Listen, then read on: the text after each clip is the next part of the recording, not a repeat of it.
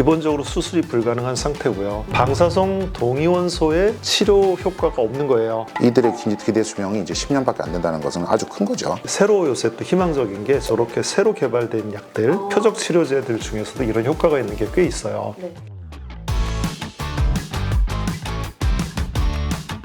네, 여러분 안녕하세요. 오늘도 갑상선 브라더스 두 분과 함께합니다. 빅브라더 장하석 교수님, 영브라더 안녕하세요. 장호진 교수님과 함께합니다. 네, 안녕하세요. 안녕하세요. 네. 네, 오늘 제가 내용을 먼저 한번 봤는데 분량이 보통이 아니더라고요. 그래서 뭔가 2, 3편 정도로 이렇게 나눠서 해야 될 것 같은 생각이 드는데 지난 시간에는 저희가 특수한 재발과 전이에 대해서 얘기를 나눴었어요. 근데 오늘은 난치성 암에 대한 얘기를 합니다. 난치성이라는 말은 말 그대로 치료가 어렵다는 뜻인데 이런 말로 암을 분류하는 건 조금 상식 밖의 일이긴 합니다. 원래 암 분류는 발생되는 장소, 세포의 형태 등으로 구분하는 데 많이 쓰이는 거죠. 아마도 그만한 이유가 있을 것 같은데 영어로는 refractory라고 써 있는 걸 보니까 그러면 반응을 하지 않는다 뭐 이런 뜻인가요? 맞아요. 저게 불응성 암이라는 말로 불리기도 해요. 그래서 이제 치료에 반응하지 않는다. 그래서 치료하기 어렵다. 이런 뜻이 되겠는데 뜻을 이렇게 풀이해보면 암을 치료하는 데는 수술도 있고 항암 치료도 있고 방사선 치료가 있는데 기본적으로 수술이 불가능한 상태고요. 그러니까 굉장히 어려운 상태고 그러니까 불가능과 가능은 조금 이렇게 구별이 어려운 딱 부러진 경계가 없잖아요. 그리고 항암 치료도 효과가 없고 방사선 치료도 안 되고 이런 상태인데 이걸 갑상선암 했을 때는 이런 개념에다가 조금 다른 게 방사성 동위원소의 치료 효과가 없는 거예요.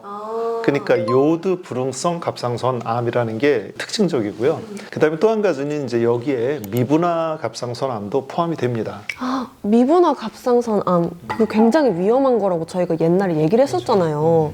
그래서 뭔가 딱 듣기만 해도 아 이거 정말 위험하다 이 생각이 드는데 뭔가 위험한 암이니까 치료도 너무 어려울 것 같은데 어떻게 하면 될까요? 예, 그렇죠. 그 미분암 지금 이야기를 했는데 우리 채널에서 몇 번이나 이야기했죠. 어떤 치료에도 효과가 별로 없고 계속 급속도로 진행하기 때문에 위험한데 난치성 암이라고 하는 이 카테고리의 그 개념을 거의 모든 걸 다 갖고 있는 게 미분암이에요. 그러니까 그만큼 위험하다는 거죠. 그럼 저희가 여기서 난치성 갑상선 암의 특징을 한번 짚고 넘어가 보겠습니다. 네, 여기 정리한 내용을 보시면 난치성 갑상선암은 이런 특징을 가집니다. 일단 국소 침범이 아주 많은 형태로 나타나서 주변에 림프절 전이가 심하고 기도나 식도, 혈관 등 중요 장기로 침범이 생기는 형태죠. 그리고 다음은 원격 전이 일어난 상황인데요. 다발성 전이거나 또 아주 심각한 부위에 전이가 일어나서 절제가 도저히 불가능한 경우를 들 수 있겠습니다. 그리고 이런 위험한 상황이 아주 급속도로 진행되는 상태를 말하는 거죠. 이런 모든 특징을 다 가지고 있는 것이 바로 미분화암입니다. 근데 전 살짝 궁금한 게 있는데 이 모든 특징을 갖고 있는 게 미분화암이라고 했잖아요. 그러면 난치성 갑상선 암을 미분화암이랑 거의 동일하게 보는 건가요? 아니면 조금 다른데 그게 그거예요. 난치성 갑상선암은 미분암만큼 무섭지는 않아요. 그러니까 조금 덜 급속도로 진행되고 좀 더 덜 침범하고 이런 건데 그게 극상 레벨로 모든 게 다 모인 게 미분암이다. 그리고 뭐 난치성 갑상선암에서 이 세 가지가 뭐 하나씩만 있을 수 있는데 미분화암은 그 저 세 개가 한 번에 있고 좀 더 강한 아이다. 극상 레벨이다. 그렇게 보면 되겠어요. 약간 끝판왕. 네, 그래서 이 슬라이드 한번 또 여러 번 나왔습니다. 그래서 이제 낯익을 텐데 여기에 보면 우리가 이제 이 불응성 갑상선암, 그러니까 난치성 갑상선암이라고 하는 게 여기 지금 화살표에 딱 찍히는 저 끄트머리 저렇게 생존율이 낮은 저런 거예요. 이거는 꽤 오래전에 나온 논문입니다. 2006년 논문이니까. 근데 이제 이게 계속 인용이 되는 게 굉장히 무슨 이렇게 이정표 같은 논문이에요. 그 정도로 중요한 논문이어서 자꾸 이제 인용이 되는데 저 끄트머리 사각형 정도로 생존율이 낮은 굉장히 치명적인 상황이기 때문에 굉장히 이제 어려운 거죠. 이게 보면 빈도는 그렇게 높지 않지만 10년 생존율이 10% 정도밖에 안 된다. 이렇게 이야기를 해요. 근데 빈도수가 얼마 안 된다고 하시긴 했는데 여기 딱 보면은 32%라고 돼 있는데 이거는 빈도수가 꽤나 높은 거 아닌가요? 자, 예리한 지적인데요. 자료를 하나 더 준비해 봤습니다.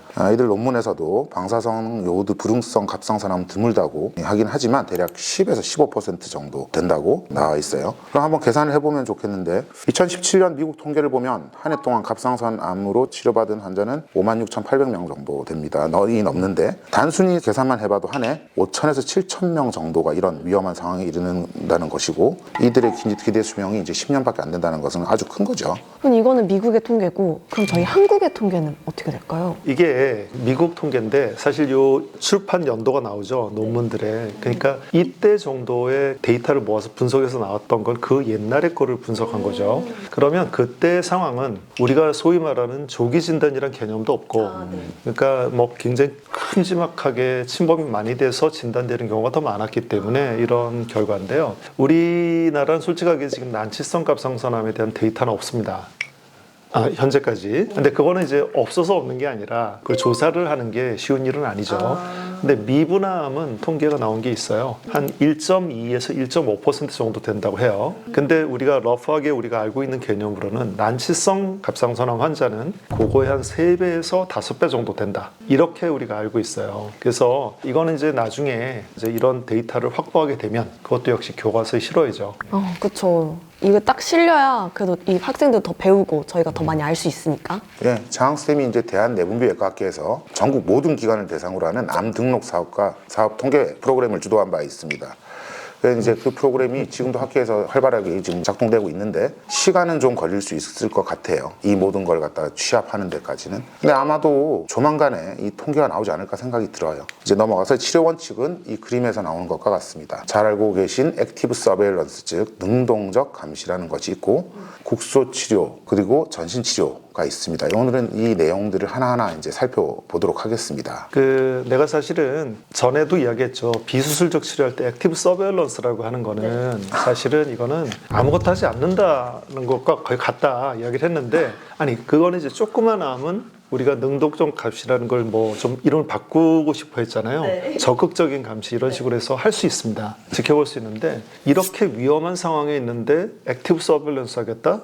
이거는 아무것도 하지 않는 뜻이랑 똑같아요. 그래도 이게 전 세계적인 이 치료 원칙에 들어가 있는 거니까 그래도 뭔가 그럴 만한 이유가 있으니까 들어가 있는 거 아닐까요? 이게 맞는 말이에요. 맞는 말인데 지금 내가 하는 게 내 주장만은 아니고 정말로 안티. 아니 전 세계적인 학자들이 거의 다 모두 다 찬성하는 내용이에요. 근데 이게 이 항목이 들어가는 거는 지금 MC가 지적한 대로 저런 주장을 하는 사람들도 있는 거예요. 그래서 이러이러이러한 그 치료가 가능한데 그 중에 하나의 대안으로서 이것도 있다라고 했는데 사실 이 슬라이드는 이 액티브 서베일런스라는 개념을 처음 주장한 원조격인 일본의 미야우치 선생이 발표하는 같은 세션에서 제가 일부러 냈어요. 그래서 딱 화살표로 딱 찍 그으면서 doing nothing 딱 이렇게 했는데 그 양반 반박도 못했어요. 사실 이거는 조그마한 암을 지켜보는 것과는 완전히 다른 이야기이기 때문에요. 그래서 저는 이제 그런 주장을 하는 거죠. 네네. 저도 이제 그 발표 때 있었는데 사실 그 미야우치 선생님이 뭐 아무 말도 못 하시긴 했는데 너무 많이 당황한 기색이 역력했습니다. 저도 아주 조마조마했는데 굉장히 친하게 지내시는 분인데 저희가 아주 조마조마했죠. 두 분의 사이에는 큰 뭐 문제는 없는 거죠? 뭐 그 이후 손절을 했다던가 뭐. 미야우치 선생님은 우리 스승님의 친구예요. 그니까요. 그러니까 저도 뭐 그분을 이제 존중하고 이런 건 다 하는데 우리가 이제 학술적으로 다른 주장을 하는 거잖아요. 그럴 때는 치열하게 싸우고 끝나면 한 잔 드리고 한 잔 받고 이렇게 합니다. 예. 네, 두 분 사이에는 아무런 문제가 없다고 합니다. 그 이제 넘어가서 그럼 치료 방법에 대해서 하나하나 설명해 주세요. 자, 난치성 갑상선암의 치료 원칙도 일반 갑상선암의 치료 원칙과 같습니다. 완벽한 수술적 절제와 적절한 수술 후 치료가 추가되어야 하겠죠. 다만 이 상황에서 방사성 요오드는 잘 듣지 않으니까 이 부분은 사실은 채택하기가 조금 힘들지 않을까 생각이 듭니다. 그래서 그 외 치료들이 우선적으로 고려되어야 하고 하지만 이들 치료는 갑상선암에서 그다지 효과가 좋지는 않습니다. 근데 뭔가 수술이 잘 되면 좋은데 이제 난치성이란 이름이 들어가 있는 걸 보니까 수술하기가 굉장히 어려운 것 같은데 이건 어떻게 하는 게 좋을까요? 이런 상황일지라도 수술이 가능하기만 하다면 우리가 희망을 가질 수가 있어요. 그러니까 이제 수술은 어쨌든 이제 확실하게 없애줘야 되는 게 이제 중요한 거니까. 근데 이제 수술이 불가능한 경우도 상당수 있기 때문에 그럴 때는 또 다른 이제 국소 치료가 중요하다고 장원 선생님이 이야기했으니까 그런 국소 치료법들을 이제 도입하기도 해요. 지금 여기 그림에 준비를 했는데 방사선을 쬐는 치료도 있을 수 있겠고요. 그리고 색전술이라는 게 굉장히 좀 재밌는 건데요. 그 암 덩어리는 혈관이 많이 들어갑니다. 혈류가. 그래서 먹고 살려고 그러는 건데 그 혈관을 막아버리는 거예요. 혈관 조영술하면서 거기를 딱 막아버리는 거죠. 그런 방법을 쓸 수도 있어요. 그러면 이제 성장을 막고 또 괴사가 일어나도록 유지하는 거예요. 근데 굉장히 좋은 방법 같은데요. 뭔가 스스로 죽게 만드는? 되게 굶겨 죽이는 약간 이런 느낌이어서. 근데 말은 굉장히 팬시하게 들리잖아요. 근데 문제는 어떤 게 있냐면 암은 그 자체가 없던 혈관도 새로 만들어서 그걸 우리가 신생혈관이라고 부르는데 만들어서 생성해서 끌어와요. 피를. 그런 능력이 있어서 혈관을 한두 개 막는다고 되는 일이 아니라는 거죠. 그래서 어떤 때는 일부의 효과는 있지만 지금 이야기한 대로 딱 막으면 확 죽어버리겠지라는 건 잘 안 되는 수가 있는 거죠. 그럼 이제 다음에 있는 치료들, 이제 고주파 치료, 알코올 주입술, 레이저 치료에 대해서 설명해 주세요. 일일 치료는 이제 종양을 직접 파괴하는 치료입니다. 고주파 치료는 이전 시간에 말씀을 아마 드렸던 것 같은데 다른 에너지를 사용한 레이저 치료도 원리는 똑같습니다. 열을 가해서 종양을 갖다 태우고 없애는 거죠. 알코올 주입 치료는 이 종양에다가 알코올을 넣어서 화학적으로 조직을 파괴하는 그런 방법입니다.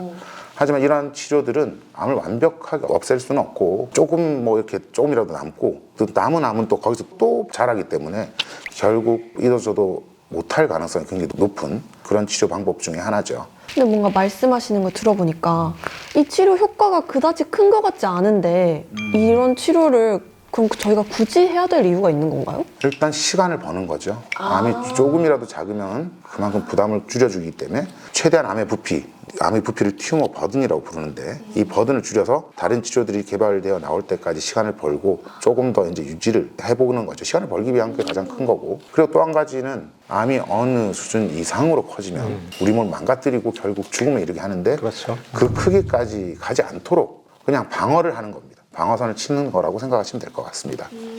정말 답답하네요. 치료를 하기도 뭔가 힘들고. 그럼 저희가 한번 정리를 해보면 만약에 수술이 가능한 상황이라면 완전히 절제를 하는 게 좋고 하지만 수술이 아닌 경우에는 이런 치료들을 해서 그래도 시간을 번다 이렇게 생각하면 될까요? 네, 그렇죠. 그 제가 이게 어제 그 환자를 보면서 제가 느낀 게 하나가 있는데 저는 이제 저런 환자들을 많이 보는데 그 흉부외과에서 수술을 좀 도와줘야 될 상황이 생겼어요. 그건 이제 가슴뼈를 다 열고 들어가는 것보다 구멍을 조금만 뚫어서 들어가면 환자 부담이 적으니까 흉부외과 쌤한테 이제 설명을 했어요. 이런 수술해달라 했더니 정말 심각한 얼굴로 환자는 다 봤고요. 수술 계획도 잡았는데 저한테 찾아왔어요. 선생님 정말 근데 이게 수술하는 게 맞을까요? 왜요? 그랬더니 이 환자 지금 사기 아닙니까? 근데 사기인데 그걸 조금 띄는 게 의미가 있나요? 근데 이게 일반 암의 개념이에요. 그러니까 일반 암에서 폐에 그렇게 많이 퍼져 있고 한데 국소를 좀 더 띄는 게 의미가 있냐는 건데 갑상선암에서는 의미가 있어요. 갑상선암에서는 폐로 전이가 된 것도 상당히 치료 효과가 좋은 방사선 동형 치료라는 것도 있고 또 다른 방식을 쓸 수도 있고 근데 그 장원 쌤이 지금 이야기한 대로 전체적인 암의 볼륨을 줄여줌으로써 이 환자의 예후를 어느 정도 유지를 한다. 그런 의미로 우리는 그렇게 치료한다는 거죠. 그 일반 개념으로는 조금 이해를 못할 수도 있어요. 정말 대단하십니다. 뭔가 환자분들에게 그래도 더 시간을 벌어주시고 그렇게 하려고 노력을 하시는 것 같아서 정말 멋지십니다. 감사합니다. 네. 그럼 이제 저희가 다음은 어떤 치료가 있는지 한번 알아보겠습니다. 아까 이거는 이제 그 슬라이드에 나왔을 때 장원 쌤이 싹 스킵하고 지나가는데 국소 치료 그리고 전신 치료가 있습니다. 재분화요법이라고 하는 치료예요. 이건 뭐냐면 말이 참 어려운데요. 이 난치성암이 될 때까지는 갑상선암 세포가 원래 특징이 요오드를 흡수하는 특징이 있어야 되는데 그게 분화도가 떨어지면서 요오드를 흡수하지 못하게 된 상황이에요. 그거를 되돌려 놓자는 치료예요. 그래서 다시 그 옛날에 분화가 좋은 방식으로 바꿔줄 수 있다. 근데 이게 벌써 한 역사가 70년이나 된 개념이에요. 이런 치료들이 있긴 있는데요. 근데 뭔가 70년이나 됐다고 했는데 이게 되게 첫 번째로 나온 치료법은 아니잖아요. 그렇다 보니까 70년 치고 효과는 그다지 크지 않다 좋다 이런 건가요? 정확하게 보고 계신 거고요. 사실이 눈치가 그렇습니다. 엄청 빠른 거예요. 그래서 아까 내가 그래서 약간 스킵하고 넘어갔었는데 정말 참신한 아이디어임에도 불구하고 오랜 세월이 지났는데도 아직 대안 중에 하나고 발전도 없이 그대로 이대로 그냥 머물러 있는 거죠. 그럼 약간 효과가 좀 없는 건가요? 효과가 아주 없는 건 아닌데요. 제일 큰 문제는 지금 저기 중간에 나와 있는 약들 있잖아요. 저 약들이 굉장히 독성이 심해요. 그러니까 이제 효과를 보려면 저 약이 어느 정도 레벨 올라가면서 너무 큰 독성이 나타나니까 한계가 생기는 거죠. 그게 이제 제일 어려운 문제고. 그리고 또 하나는 이제 저기 있는 물질들 외에 이제 새로 요새 또 희망적인 게 저렇게 새로 개발된 약들, 표적 치료제들 중에서도 이런 효과가 있는 게 꽤 있어요. 그래서 이 그림만 보면 왼편에 있는 거는 셀루메티닙이라는 약을 안 썼을 때 스캔을 해봤더니 흡수되는 게 하나도 없었는데 저 약을 쓰고 나니까 저렇게 꺼멓게 되는 게 이제 요오드가 흡수돼서 나타나는 거죠. 그럼 저 부위에 우리가 전에도 배웠잖아요. 그 에너지가 전달되면 세포가 파괴된다는 거죠. 그래서 굉장히 희망을 가졌습니다. 이게 그 뉴잉글랜드 저널 오브 메디슨 이게 뭐 네이처나 사이언스보다 높죠. 그 저널에 나왔었어요. 그 정도 희망이 있었는데 자 이게 조금 안타까운데 정말 되기만 하면 참 좋았을 것 같은데요. 근데 이제 최근에 이게 임상 3상을 했습니다. 근데 이제 효과가 없는 걸로 밝혀져서 이게 이제 쓸 수 없는 약이 됐어요. 근데 희망을 저는 아직도 버리지 않는 게 분명히 그 전체적으로 봤을 때는 오히려 효과가 별로 없다고 생각되지만 어떤 특수한 이렇게 잘 선정된 환자들에서는 분명한 효과가 있었으니까 이건 또 다른 연구가 좀 이어졌으면 좋겠다는 생각이 좀 듭니다. 더 많은 연구가 필요한 거라고 생각을 하고 저희가 다음으로 봤을 때는 전신적인 치료가 있었는데 그럼 이거는 머리부터 발끝까지 이 전신을 치료하는 건가요? 전신 치료라는 건 간단하게 말씀드리면 다른 암에도 항암 주사가 있잖아요. 항암 주사를 맞는다는 뜻입니다. 이제 우리가 알고 있는 항암제는 세포를 공격하는 것인데 암세포뿐만 아니라 암세포만 골라서 공격하면 얼마나 좋겠어요. 근데 우리 몸의 정상세포까지 다 그냥 공격을 하는 거예요. 그러니까 세포 분열이 빠른 이런 놈들이 먼저 타겟이 되겠죠. 그럼 뭐가 우리 몸에서 가장 빠른 게 사실 머리카락, 이 머리가 빠지고 위장 점막, 이 점막 위장에 보면 점막이 있는데 점막이 손상이 와서 힘든 거죠. 이런 전통적인 항암제는 갑상선 암에서는 효과가 그렇게 뭐 좋지도 않으면서 독성이 많아서 한계가 있었어요. 하지만 최근 대두가 되고 있는 게 표적 치료제라고 합니다.